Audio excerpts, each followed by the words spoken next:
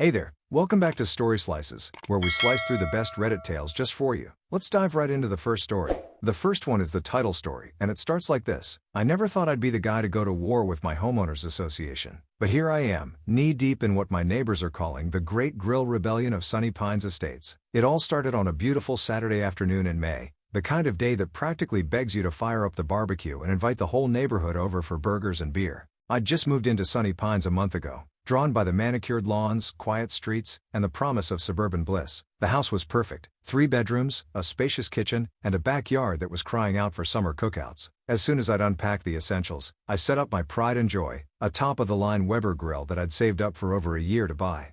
That fateful Saturday, I was in my element. The smell of sizzling steaks wafted through the air, and I could hear the excited chatter of my new neighbors as they gathered in my backyard. It felt like I was finally settling in, you know? "Hey Tim, these burgers are amazing," called out Mike from 2 doors down, raising his beer in salute. I grinned, flipping another patty onto the grill. "Secrets in the seasoning, Mike. Family recipe?" Just as I was about to reveal my culinary secrets, I noticed a figure standing at the edge of my property. Arms crossed, lips pursed, it was none other than Karen Bickford, the president of our homeowner association. Now, I'd met Karen briefly when I moved in, and let's just say she wasn't exactly the welcome wagon type. "Excuse me," she said, her voice sharp enough to cut through the jovial atmosphere. "Mr. Johnson, may I have a word with you?" I exchanged glances with Mike, who gave me a sympathetic grimace. Wiping my hands on my Kiss the Cook apron, I made my way over to Karen. "What's up, Karen? Care for a burger?" I offered, trying to keep things light. She looked at me like I'd suggested she eat dirt. "Mr. Johnson, are you aware that outdoor grilling is strictly prohibited in Sunny Pines Estates?" I blinked, sure I'd misheard her. "I'm sorry, what?" Karen pulled out a thick binder from her oversized purse, the dreaded homeowner association rulebook, I assumed. She flipped it open to a marked page and thrust it at me. Section 7, Paragraph 3. No outdoor cooking apparatus shall be visible from the street or neighboring properties. Your contraption is in clear violation of this rule. I looked from the grill to the rulebook and back again, my mind struggling to process this absurdity. "But Karen, it's in my backyard. How is this a problem?" She sniffed disdainfully. "The smell, Mr. Johnson. It's disruptive to the community, not to mention the potential fire hazard. I'm afraid I'll have to insist that you remove it immediately." By this point, the party had gone quiet. My neighbors were watching the exchange with a mix of curiosity and unease. I could feel my face growing hot, and it wasn't from standing over the grill. "Karen, be reasonable," I said, trying to keep my voice level. "It's a barbecue. People grill all the time. I've seen at least 3 other houses in the neighborhood with grills." Her eyes narrowed. "Those grills are grandfathered in, Mr. Johnson. They were here before the rule was implemented. Yours, however, is not. You have 48 hours to remove it, or you'll be facing fines." With that, she snapped the binder shut and marched off, leaving me standing there, spatula in hand, feeling like I'd just been slapped with a raw steak. The party quickly fizzled out after that. My neighbors made their excuses and left, shooting me apologetic looks as they went. As I cleaned up the half-eaten food and beer bottles, my mind was racing. There was no way I was getting rid of my grill. But how was I going to fight this? That night, I pored over the homeowner association rulebook, searching for any loophole or contradiction I could find. The more I read, the more ridiculous the rules seemed. No wind chimes, no flags except on designated holidays, no vegetation exceeding 24 inches in height without express written permission. It was like living in a suburban dictatorship. As the sun came up, I was bleary-eyed but determined. I hadn't found a clear way out yet, but I wasn't about to give up. I decided to start by talking to some of my neighbors, hoping to gauge their feelings on the matter and maybe drum up some support. My first stop was Mike's house. He answered the door in his bathrobe, coffee mug in hand. "Tim, everything okay?" he asked, taking in my disheveled appearance. I ran a hand through my hair, realizing I probably looked like a madman. "Yeah, sorry to bother you so early. I wanted to ask about the grill situation. Has Karen always been this intense?" Mike sighed, stepping out onto his porch and closing the door behind him. "Look man, Karen's been running this homeowner association like her personal fiefdom for years. Most of us have just learned to keep our heads down and go along with it. It's not worth the hassle." "But don't you think it's gone too far?" I pressed. "I mean, banning grills? That's insane." He shrugged, looking uncomfortable. "I get it, I do. But Karen has a way of making life difficult for people who cross her. Last year, the Thompsons tried to paint their shutters navy blue instead of the approved forest green. Karen hit them with so many fines and violations that they ended up moving." I felt my stomach sink. Was this really what I'd signed up for when I bought my dream home? "Thanks for the insight, Mike," I said, turning to leave. "I appreciate it." As I walked back to my house, I noticed other neighbors peeking out their windows or quickly averting their eyes as I passed. It was clear that Karen had the whole neighborhood cowed into submission. But I wasn't ready to roll over just yet. Back at home, I fired up my laptop and started researching. I looked into state laws regarding homeowner associations, property rights, anything that might give me an edge. As I scrolled through page after page of legal jargon, an idea began to form. The homeowner association rules stated that no outdoor cooking apparatus could be visible. But what if it wasn't outdoors? And what if it wasn't visible? A plan started to take shape in my mind. It was crazy, probably a bit over the top, but at that point I was ready to try anything. I spent the rest of the day making calls and arranging deliveries. If Karen wanted a fight, I was going to give her one. The next morning, right on schedule, Karen appeared at my door. She had that binder tucked under her arm like a shield, and a smug smile played at the corners of her mouth. "Good morning, Mr. Johnson," she said, her tone sickly sweet. "I trust you've had time to comply with the homeowner association's request?" I smiled back, matching her saccharine tone. "Oh, absolutely, Karen. Would you like to see for yourself?" Her smile faltered slightly, clearly thrown off by my cheerful compliance. Yes, I suppose I should verify." "Right this way," I said, leading her through the house to the backyard. As we stepped onto the patio, her eyes went wide. Where my grill had stood just 2 days ago, there was now a small shed. It was painted to match the house perfectly, blending in so well you might miss it if you weren't looking closely. "What is this?" Karen demanded, her composure slipping. "Oh, this?" I said innocently. "This is my new outdoor storage shed. You'll find it complies perfectly with all homeowner association regulations regarding size, color, and placement." Karen's eyes narrowed suspiciously. "And your grill?" "Ah, yes. Allow me to show you." I opened the door to the shed and gestured for her to look inside. The interior of the shed was unlike anything Karen could have expected. It was fully finished, with proper flooring, insulation, and even air conditioning. And there, in the center of this miniature room, stood my Weber grill in all its glory. Karen's mouth opened and closed several times before she managed to sputter. But this is completely within the rules," I finished for her. "You see, the grill is no longer outdoors, nor is it visible from the street or neighboring properties. I've even installed a top-of-the-line ventilation system to ensure no cooking odors escape." I could practically see the steam coming out of Karen's ears as she processed what I'd done. She flipped frantically through her binder, searching for any rule I might have violated. This is not the spirit of the rule," she finally exclaimed. I shrugged, still maintaining my innocent smile. "Perhaps not, but it is the letter of the law. And isn't that what's important, Karen? Following the rules to the letter?" She glared at me, her face turning an impressive shade of red. "This isn't over, Mr. Johnson," she hissed before storming off. As I watched her retreat, I felt a mix of triumph and trepidation. I'd won this round, but something told me the war was far from over. Little did I know, this was just the beginning of a neighborhood saga that would change Sunny Pines Estates forever. Over the next few weeks, word of my grill shed spread through the neighborhood like wildfire. At first, people were hesitant to talk about it openly, still wary of Karen's influence. But I'd noticed neighbors slowing down as they walked past my house, craning their necks to get a look at the infamous shed. Some even worked up the courage to knock on my door and ask to see it for themselves.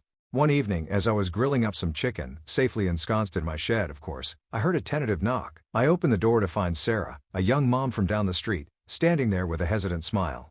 "Hi Tim," she said, fidgeting with the hem of her shirt. "I hope I'm not bothering you, but, well, I was wondering if I could see your grill set up? It's just, my husband and I have been wanting to get a grill for ages, but with Karen's rules." I grinned, stepping back to let her in. "Say no more, Sarah. Come on in and take a look." As Sarah marveled at my little grilling oasis, I could see the wheels turning in her head. "This is amazing, Tim, and it's really all within the homeowner association rules?" I nodded, handing her a copy of the rule book I'd started keeping in the shed for just such occasions. "See for yourself? I've highlighted all the relevant sections." Sarah flipped through the pages, her eyes widening. "You know, we've got that old shed in our backyard that we never use. I wonder if we could do something like this." And just like that, the spark of rebellion was lit. Over the next month, I helped Sarah and her husband convert their old shed into a grilling paradise. Then it was the Johnsons from across the street, followed by the elderly couple on the corner. Before I knew it, I was the unofficial consultant for a growing underground of grill enthusiasts in Sunny Pines. Of course, Karen wasn't taking this lying down. She started patrolling the neighborhood more frequently, clipboard in hand, looking for any infraction she could find. When she couldn't find any direct violations related to the grills, she started nitpicking other things. The Johnsons got a warning for their grass being a quarter-inch too long. Sarah received a stern letter about the color of her mailbox being a shade off from the approved palette. It all came to a head at the annual 4th of July block party. Traditionally, this had been a catered affair, with bland sandwiches and lukewarm potato salad. But this year, there was a quiet revolution brewing. As the day of the party approached, I noticed an increase in activity around the neighborhood. Sheds were being wheeled into strategic positions. Propane tanks were being filled. The air was thick with anticipation and the faint smell of charcoal. On the morning of the 4th, I woke up early to start prepping. I had a cooler full of marinated meats and a counter covered in fresh vegetables ready for grilling. As I stepped outside, I could see my neighbors emerging from their houses, each wheeling out a grill concealed cleverly in a shed-like structure. Karen arrived at the park where the party was to be held, her arms laden with store-bought salads and her face set in its usual pinched expression. She stopped short as she took in the scene before her. All around the park, neighbors were setting up their sheds. As she watched, doors opened to reveal an array of grills, smokers, and even a full outdoor kitchen. The air was already filling with the mouth-watering aroma of sizzling burgers and slow-cooked ribs. "What is the meaning of this?" Karen shrieked, her voice cutting through the festive atmosphere. I stepped forward, spatula in hand and a smile on my face. "Happy 4th of July, Karen. We thought we'd all pitch in and help with the cooking this year. Don't worry, everything is in full compliance with the homeowner association rules." Karen's face went through a range of colors as she sputtered incoherently. She stormed from grill to grill, rulebook in hand, desperately trying to find some violation. But we'd been careful. Every grill was properly concealed, every structure was regulation size and color, and thanks to our high-end ventilation systems, even the smoke was minimal. As Karen's inspection reached a fever pitch, I noticed some of our other neighbors arriving. They looked around in confusion, taking in the unusual scene. "What's going on?" asked Mr. Fleming, an older gentleman who'd lived in Sunny Pines for decades. Before Karen could launch into what I'm sure would have been a blistering tirade, I spoke up. "We're having a proper 4th of July barbecue, Mr. Fleming. Would you like a burger? Or perhaps some grilled corn?" The look of delight that spread across Mr. Fleming's face was priceless. "A real barbecue? Well, I'll be. It's been years since we've had one of those here." As more neighbors arrived, the atmosphere shifted. People who had been keeping to themselves for years were suddenly mingling, drawn together by the irresistible pull of good food and community. Kids ran around playing games, adults chatted and laughed, and the air was filled with the sounds and smells of a proper summer cookout. Through it all, Karen stood off to the side, clutching her rulebook and glaring at anyone who dared to look like they were enjoying themselves. I almost felt bad for her. Almost? As the sun began to set and the fireflies came out, Mike sidled up to me, a plate piled high with barbecue in one hand and a cold beer in the other. "You know," he said, taking a big bite of a rib, "I can't remember the last time I saw the neighborhood like this. People talking, laughing. It's nice." I nodded, looking out over the crowd. Families were sprawled on picnic blankets. Elderly neighbors who usually kept to themselves were engaged in lively conversations, and there was a general air of contentment that I'd never felt in Sunny Pines before. "Yeah," I agreed. "This is what a community should be like." As if on cue, Karen chose that moment to storm over to us. Her hair was frazzled, and there was a wild look in her eyes. "This is unacceptable," she hissed. "You've made a mockery of our rules, our community standards." I took a deep breath, steeling myself for the confrontation. "Karen, look around. Is this really so bad? Everyone's happy, the food is great, and we haven't broken a single rule." "The rules exist for a reason," she insisted. "To maintain property values, to keep our neighborhood respectable." Her voice had risen, and people were starting to take notice. A small crowd gathered around us, watching the exchange with interest. "Karen," I said, keeping my voice calm, "I think it's time we had an honest conversation about these rules. They're outdated, overly restrictive, and they're suffocating the life out of this community." There were murmurs of agreement from the crowd. Emboldened, I continued. "I propose we call for a special homeowner association meeting. Let's review these rules, all of us together, and decide as a community what kind of neighborhood we want to live in." The murmurs grew louder, turning into open expressions of support. Karen looked around, her eyes wide, as she realized she was losing control of the situation. The crowd that had gathered was nodding along with my words, some even starting to clap. You can't do that," Karen sputtered. "The rules are set. They've been in place for years." "Actually," came a voice from the crowd, "according to the homeowner association bylaws, we can call for a special meeting to review and amend rules if we get signatures from 25% of the homeowners."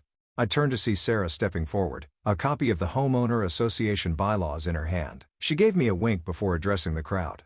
"I've been doing some reading," she said, holding up the document, "and I think it's time we all took a closer look at how our homeowner association is being run." Karen's face had gone pale. She looked around frantically, as if searching for an ally, but found only curious and determined faces staring back at her.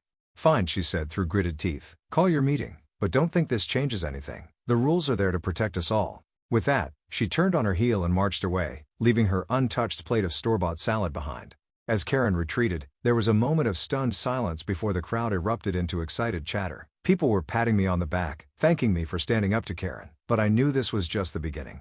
Over the next few weeks, Sarah and I worked tirelessly to organize the special homeowner association meeting. We went door to door, collecting signatures and talking to our neighbors about their concerns and ideas for the community. It was eye-opening to hear how many people had been silently frustrated with the oppressive rules for years.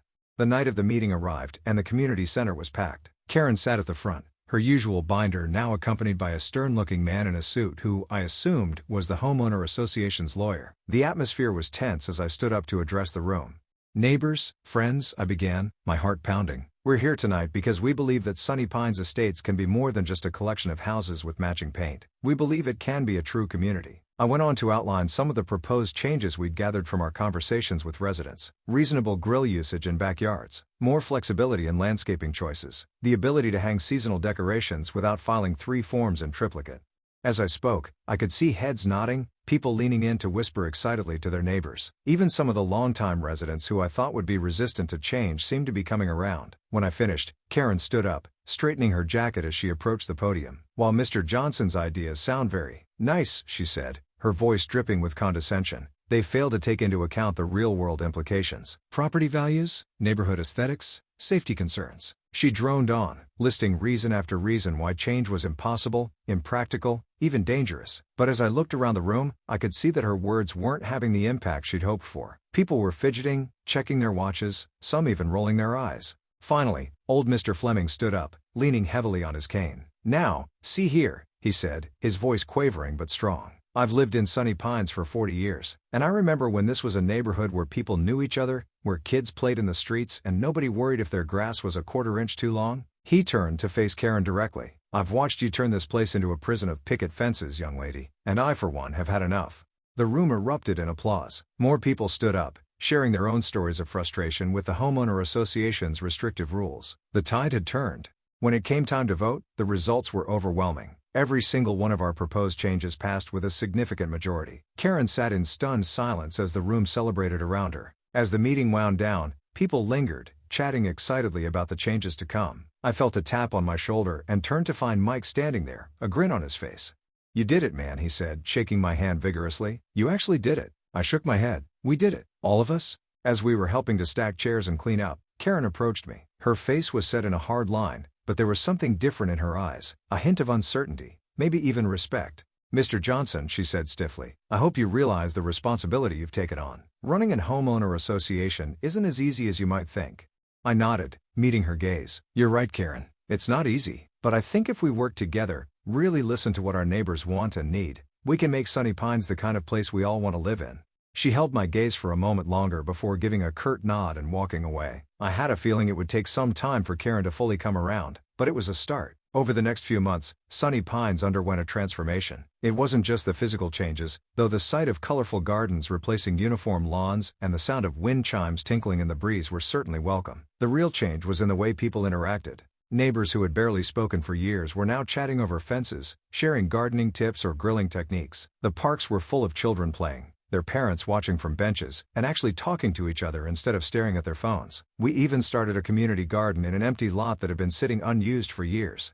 As for me, my little grill shed became something of a neighborhood landmark. I hosted regular cookouts, teaching my neighbors everything from how to perfectly sear a steak to the art of slow smoking a brisket. Even Karen started to come around, grudgingly admitting that my barbecue sauce was not entirely unpleasant. One evening, about a year after the Great Grill Rebellion, I was sitting on my porch, enjoying the warm summer air and the distant sound of laughter from the park. Sarah walked by, pushing a stroller, and waved.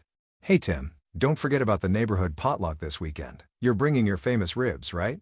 I grinned and gave her a thumbs up. Wouldn't miss it for the world. As she continued on her walk, I leaned back in my chair, feeling a deep sense of contentment. Who would have thought that a simple barbecue grill could spark such a change? I thought back to that first confrontation with Karen, how close I had come to just giving in and getting rid of my grill. It would have been easier, sure, but sometimes, standing up for what's right, even if it's something as seemingly trivial as the right to grill in your own backyard, can lead to bigger changes than you ever imagined.